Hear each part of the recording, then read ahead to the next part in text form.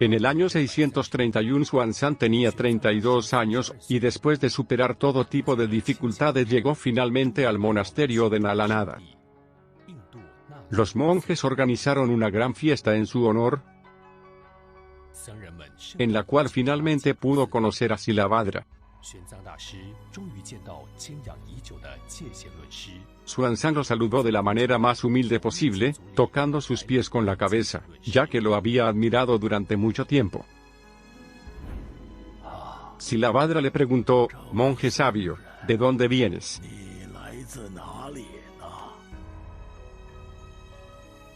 Soy de China y me gustaría aprender el Sastra Yogacarabhumi. Al escuchar la respuesta del maestro Xuanzang, Silabhadra tenía lágrimas en los ojos.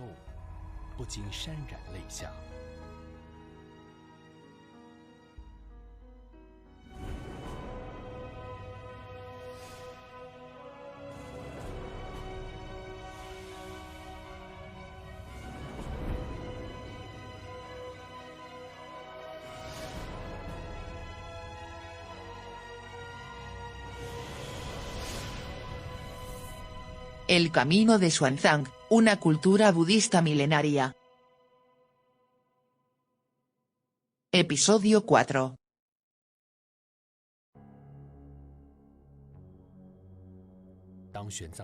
En el momento que Silabhadra oyó que el maestro Xuanzang quería aprender el Yogacarabhumi Sastra, se sintió muy conmovido y derramó algunas lágrimas. ¿Pero por qué? Silabhadra pidió a uno de sus discípulos que explicara a todo el mundo que 3 años antes estaba muy enfermo y tuvo un sueño. Cuando el maestro Silabhadra sufrió esta enfermedad, ya tenía más de 100 años. Así que quería terminar su vida y se negó a comer. Esa misma noche los grandes bodhisattvas Manjushri, Avalokitesvara y Maitreya vinieron a visitarlo en su sueño. Los 3 aparecieron al mismo tiempo. Le explicaron que el sufrimiento de la enfermedad se debía al hecho de que en una de sus vidas pasadas había sido un rey, y no había cuidado bien de sus ciudadanos. El fruto kármico resultante fue la razón de su enfermedad, y no había terminado de pagar su deuda. Al suicidarse iba a traerlo de vuelta a su próxima vida. Así que era mejor aceptar este sufrimiento y continuar explicando el Yogacarabhumi Sastra, también el resto de la enseñanza del Mahayana, y como resultado, su cuerpo se recupera progresivamente. Le dijeron que pronto se encontraría con un monje chino que vendría a aprender con él, y que tendría que esperar pacientemente su llegada y explicarle la enseñanza. 3 años más tarde, el maestro Silabhadra finalmente encontró a este monje de China. El maestro Xuanzang amablemente le pidió que le explicara el Yogacarabhumi Sastra delante de todos. 1000 monjes estaban presentes para escuchar esta enseñanza. El maestro Xuanzang había alcanzado la iluminación en China. En efecto, se había iluminado sin tener a alguien que lo guiara para llegar a conocer su verdadero yo, pero cuando escuchó la explicación del Yogacarabhumi Sastra, su sabiduría aumentó considerablemente. Fue capaz de aprender mucho más rápido que otros, de sintetizar y obtener una visión global y, al mismo tiempo, de entender todos los detalles, lo que no dejó de sorprender al maestro Silabhadra, que lo felicitó. Cuando el maestro Silabhadra supo que el maestro Xuanzang era uno de los grandes discípulos de Buda en una de sus vidas pasadas, quedó muy impresionado.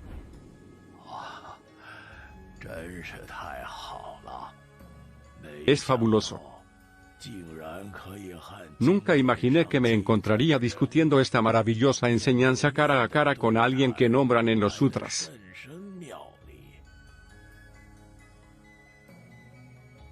Estudiando el Yogacarabhumi Sastra, el maestro Xuanzang recuperó su antiguo nivel de sabiduría.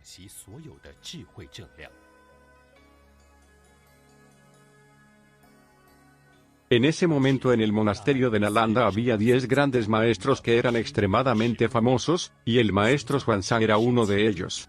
Estudió en este monasterio durante más de 4 años y dominaba perfectamente el idioma sánscrito, lo que le permitía comunicarse con la gente sin dificultades. A la edad de 37 años había terminado de estudiar la mayor parte de la enseñanza que se ofrecía en el monasterio de Nalanda, y ya había escuchado 3 veces el curso de Yogacarabhumi Sastra. También había estudiado el Sastra del Medio, y Sata Sastra 3 veces y había estudiado todos los demás escritos importantes al menos 1 o 2 veces. En ese momento Silabhadra le dijo que tal vez era hora de volver a China. Sin embargo, el maestro Xuanzang quería viajar y visitar los lugares sagrados del budismo, y al mismo tiempo quería escuchar las explicaciones del Yogacarabhumi Sastra de los diferentes maestros. Así que pidió permiso a Silabhadra, y dejó el monasterio para viajar a diferentes países de la India.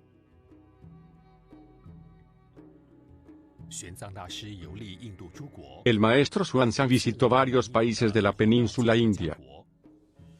Un día llegó a Dhanakataka, que estaba en el sur. Allí había una cueva cerrada donde un monje llamado Babaviveka estaba meditando mientras esperaba que el Bodhisattva Maitreya viniera a la tierra para convertirse en Buda.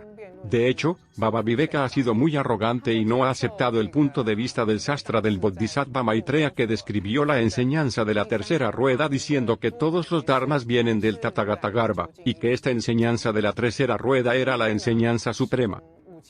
Este monje pensaba que todo estaba vacío, lo que para él correspondía a la segunda rueda de la enseñanza, y consideraba que era la última enseñanza del Buda. Desde siempre Babaviveka tuvo dudas sobre la enseñanza del Mahayana. Su práctica era muy exigente y apenas se permitía beber un poco de agua sin comer. Rezaba constantemente al Bodhisattva Avalokitesvara para que viniera a ayudarle y a disipar sus dudas. En un momento de su vida Avalokitesvara apareció ante él, y le recomendó que fuera al paraíso celestial Tusita, y le hiciera sus preguntas al Bodhisattva Maitreya. Desafortunadamente Babaviveka no quiso seguir los consejos de Bodhisattva Avalokitesvara porque su ego era demasiado grande. No deseaba renacer en el paraíso de Tusita para pedirle a Maitreya Bodhisattva que resolviera sus dudas, sino que prefería esperar a que Maitreya regresara a la tierra como un Buda para hacerle sus preguntas. Lleno de compasión lo envió a meditar frente a una cueva. Babaviveka lo hizo y después de 6 años de mediación la cueva se abrió. Babaviveka entró, la cueva se cerró detrás de él, y se quedó allí esperando a que llegara Maitreya Buda.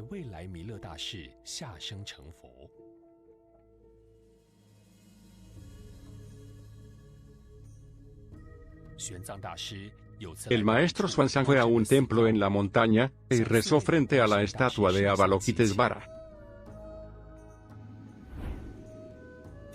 Yo, el discípulo Xuanzang, quisiera que el Bodhisattva Avalokitesvara respondiera a 3 preguntas. La primera es, ¿tendré éxito en traer todos los sutras de vuelta a China? La segunda es, después de mi muerte, ¿podré renacer en el paraíso celestial de Tusita para encontrar al Bodhisattva Maitreya?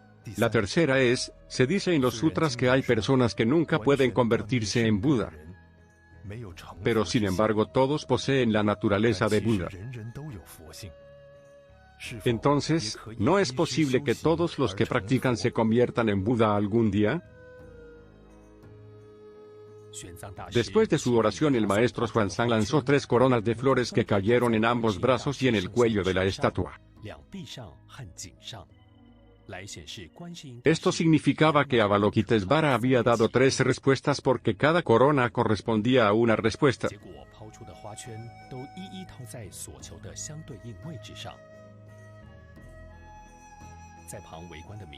La gente que vio la escena se sorprendió mucho.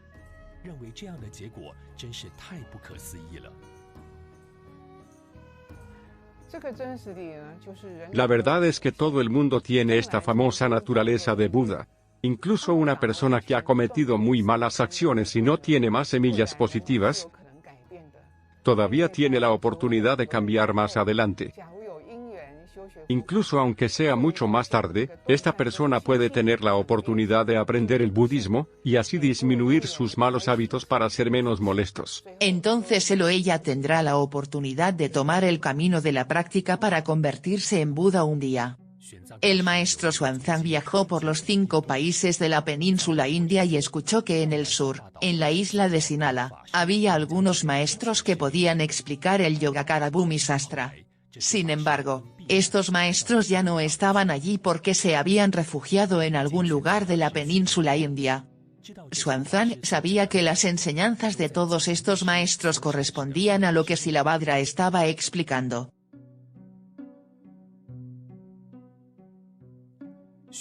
Después de visitar los 5 países, el maestro Xuanzang regresó a Nalanda.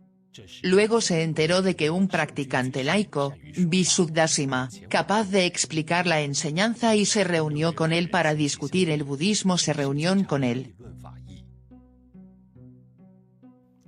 Este famoso practicante laico Visuddhasima era muy respetado por el rey Rajavardhana, y el rey Arsa del reino de Magadha. Cada uno le pidió que se convirtiera en maestro supremo de sus respectivos países. Pero él rechazó sus ofertas. Era un practicante laico muy digno y noble. El maestro Xuanzang venía a menudo a discutir con el maestro Visuddhasima.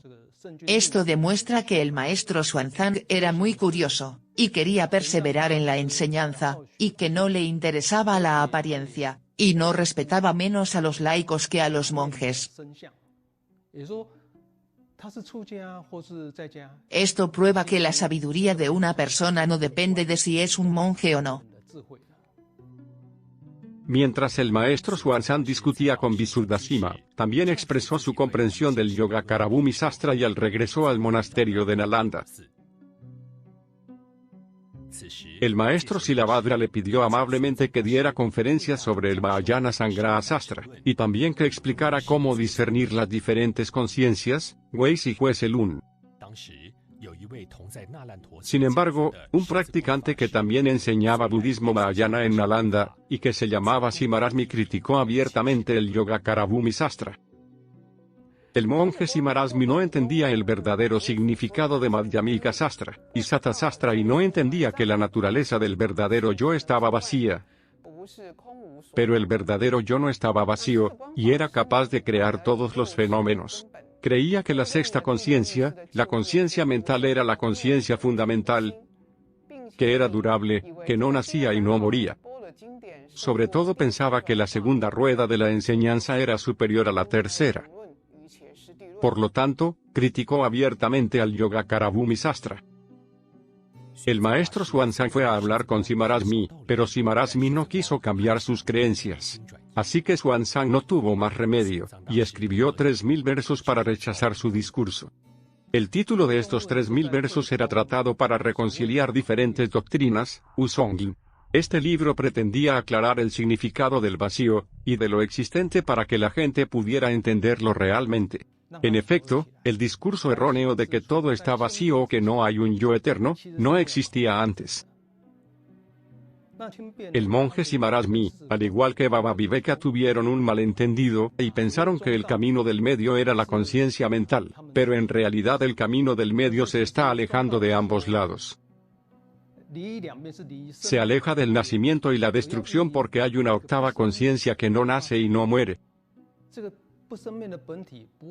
Llamamos a esta octava conciencia el camino del medio. La verdadera talidad es el rostro verdadero manifestado por la octava conciencia, Tathagata-garbha. Este último se manifiesta tal como es. Es por eso que se llama verdadera talidad.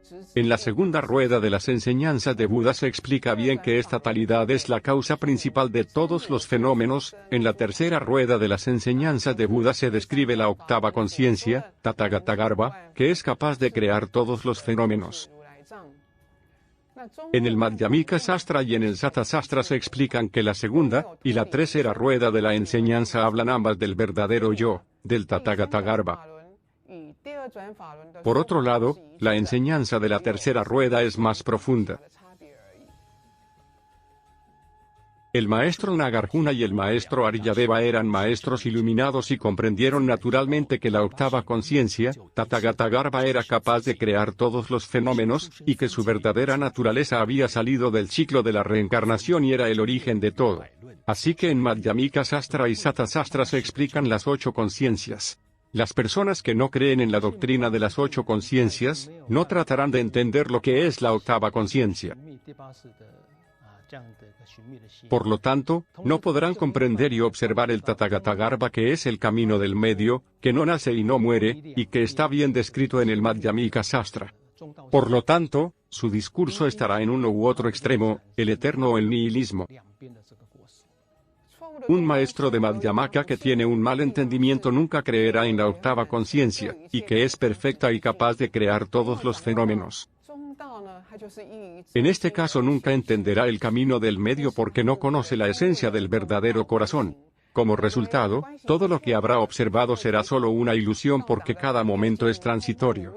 Así que pensará que este es el camino del medio. En realidad, este tipo de visión corresponde a la visión nihilista errónea, pero se imaginará que esta visión nihilista es la más suprema. El falso maestro de Madhyamaka negará el principio de las 8 conciencias. Así que para ocultar el punto de vista nihilista, inventará una conciencia sutil o extremadamente fina para distinguirla de la conciencia mental, pero en realidad no será más que la conciencia mental. Creerá que esta fina conciencia es eterna.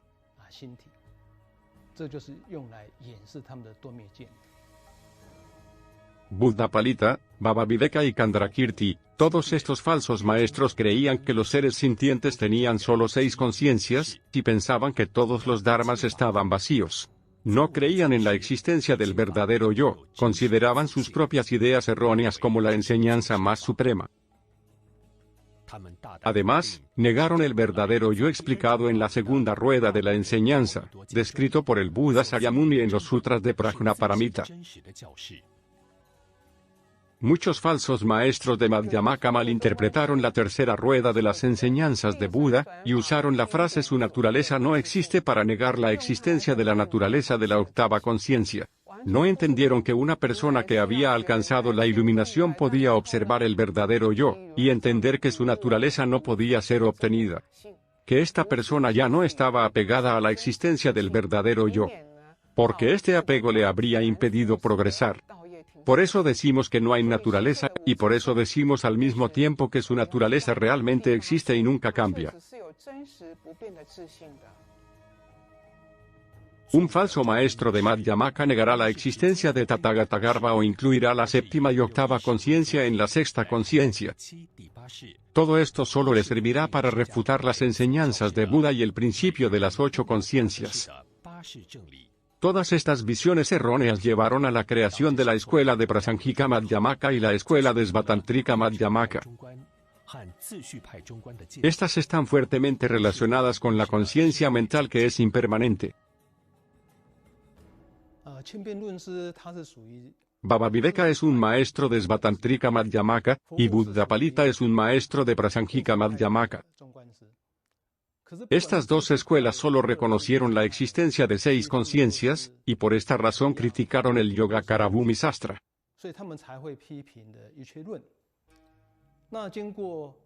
El maestro Xuanzang escribió el tratado para reconciliar las diferentes doctrinas, y explicó el punto de vista de los Yogacara y los Madhyamaka. Sobre todo mostró la diferencia entre la segunda y la tercera rueda de la enseñanza para que el maestro Simarasmi pudiera darse cuenta de sus errores. Todos los practicantes de Nalanda estaban al tanto de esta historia. Como no querían estudiar más con Simarasmi, vinieron a escuchar al maestro Xuanzang. Simarasmi estaba tan avergonzado que decidió irse de Nalanda. En el año 640 había un brahman en la tierra de Uda llamado Prajnagupta. Escribió un texto llamado Rompiendo la visión del Mahayana. Creía que la enseñanza del Mahayana era falsa. De hecho, hubo muchos practicantes del Hinayana que aceptaron este falso punto de vista. Estas personas pensaban que eran budistas, pero despreciaban la enseñanza del Mahayana y pensaban que no venía del Buda. Prajnagupta estudió con un monje indio llamado Stiramati que era un practicante del Hinayana. Era muy famoso y fue uno de los 10 grandes maestros de la escuela Yogacara. Su inteligencia era grande y brillaba por su elocuencia. Prajnagupta adoptó su visión errónea y por eso escribió rompiendo la visión del Mahayana. Pensaba que el Mahayana era una visión no budista de Kapuspa, es decir, una visión nihilista, y no creía que esta fuera la enseñanza de Buda.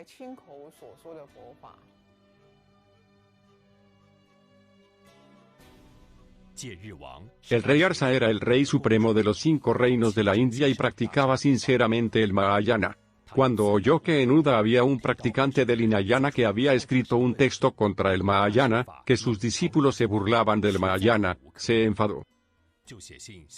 Escribió al monasterio de Nalanda pidiendo al maestro Silabhadra que enviara monjes para un debate sobre la enseñanza. Silabhadra nombró a 4 maestros, incluyendo a Xuanzang y a Simarasmi.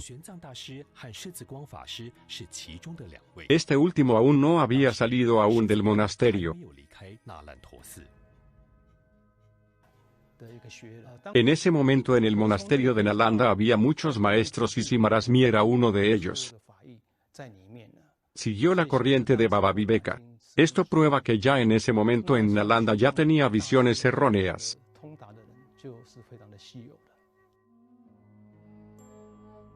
También muestra que no había mucha gente como el maestro Xuanzang. Xuanzang se dio cuenta de que los otros 3 maestros no estaban contentos de ser elegidos, porque según las reglas de la época los que perdían tenían que suicidarse o convertirse en discípulos del ganador. Estas reglas fueron definidas por el rey. Además, era suficiente una frase equivocada para perder el debate. Por lo tanto, los otros maestros no querían participar.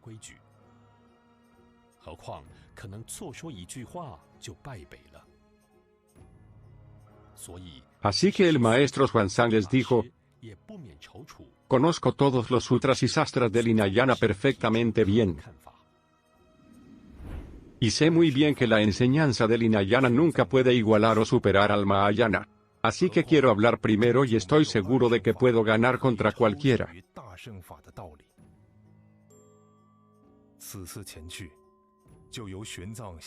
Y si pierdo, diré que solo soy un monje chino y que no mancharé la reputación de Nalanda.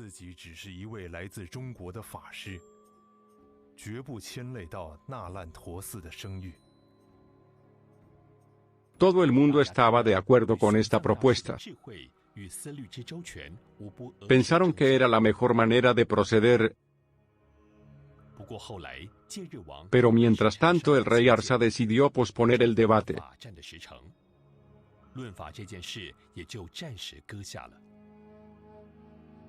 En el próximo episodio veremos, en Nalanda estalló otra crisis. Un brahman escribió 40 textos que colocó en la puerta del monasterio, pidiendo un debate público. ¿Cómo se las arregló Xuanzang para derrotar a este brahman, demostrar la verdadera enseñanza del budismo frente a todos durante el debate que tuvo lugar en Kanyakubja? ¿Vencer a los no budistas? ¿Demostrar la veracidad del budismo mahayana en los 5 reinos de la India?